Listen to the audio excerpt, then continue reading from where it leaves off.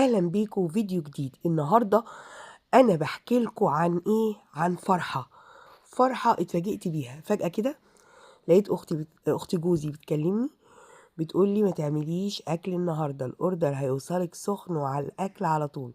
جابت لي سمبوسك بالجبنه، خطيره خطيره خطيره، جبنه وشبت.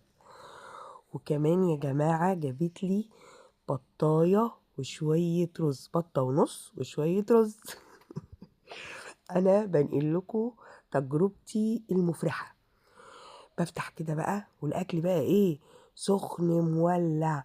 احنا دلوقتي خلاص لسه 5 دقايق على المغرب، ولقيت الاوردر الجميل ده من اختي جوزي. بطه ونص متحمره سخنه، ريحتها مفحفحه، شويه رز بسمتي كده حلوين بالبهارات السعوديه الجميله. اكل يفتح النفس ويشهي بجد والله العظيم. وعايزه اقول لكم ان انا كان عندي حد بيصلح البوتاجاز وعشان عندي عزومه، وما كانش عندي يعني وقت اطبخ خالص، يعني سبحان مدبر الامور يعني. ففجاه كده لقيتها بعتالي، بفتح الواتساب لقيتها بعتالي الرساله دي: الاوردر يا فندم هيوصلك على اذان المغرب، لما اخلص وهكلمك. جوزي بقى لما راح يجيب منها الحاجه لقيته راجع لي كمان بايه؟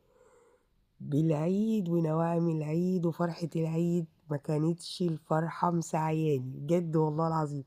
عارفين، انا ممكن اكون ما باكلش كحك وبسكويت وبتفور وسابليه والكلام ده، وبحافظ شوية عشان وزني، لكن بأمانة انا لما شفت العلب دي فرحت.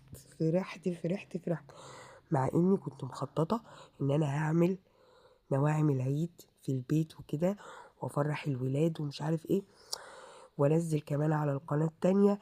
لكن لقيت نفسي قلت خلاص، طب ما ينفعش ان انا اعمل. خلاص بقى انا دول كده كفاية قوي قوي قوي عليا. وكفاية ان انا حسيت ببهجة العيد قبل العيد. انا ما كنتش عايزة اشيل السلوفانة دي من عليهم بأمانة، عشان يفضلوا كده متغلفين لغاية العيد. لكن فرحتي بالحاجة عايزة اوريها لكم، وعايزة اشارككم الفرحة معايا. والله يا جماعة، اقل حاجة بتجبر الخاطر، اقل حاجة بتجبر الخاطر. ولما تحس كده ان في حد يعني مفيش بينك وبينه مصلحة، وكله كده الحب في الله ولله وفاكرك، بتحسي بسعادة وبتحسي بفرحة. هو انتوا فكركوا ان انا مثلا فرحتي علشان الاكل؟ خالص خالص خالص. تعرفين فرحتي عشان ايه؟ علشان انا فجأة كده وانا في محنة معينة، والفرن بتاعي او البوتاجاز بتاعي متفور كله كده.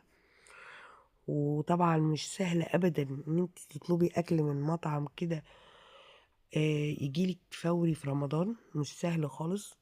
فجأة يعني انا تحت البيت عندي محل مشويات، لكن ما لقيتش فيه جناح فرخة، ما لقيتش فيه حتة كفتاية، ما لقيتش فيه اي حاجة. وقاعدة محتارة، طب اجيب اكل ايه؟ محلات الكشري بتبقى قافلة. طب هنفطر ايه النهاردة؟ ما انا مش عندي اكل بايت ولازم اطبخ وكده. قعدت افكر، وفجأة تلاقي الرسالة دي وتحسي قد ايه القلوب عند بعضها، وقد ايه انت بتزرعي خير بتلاقيه في الوقت المناسب. ربنا سبحانه وتعالى بيبعتهولك في الوقت المناسب. يعني انت اكيد فكيتي كربها مرة، فربنا سبحانه وتعالى شالهالك وردلك الكرمة في كرب انت فيه او في ازمة، يعني بصي بشدة وبقوة عشان تحسيها، تحسي الخير اللي انت عملتيه. فصنائع المعروف تقي مصارع السوء، وتود وتهاد.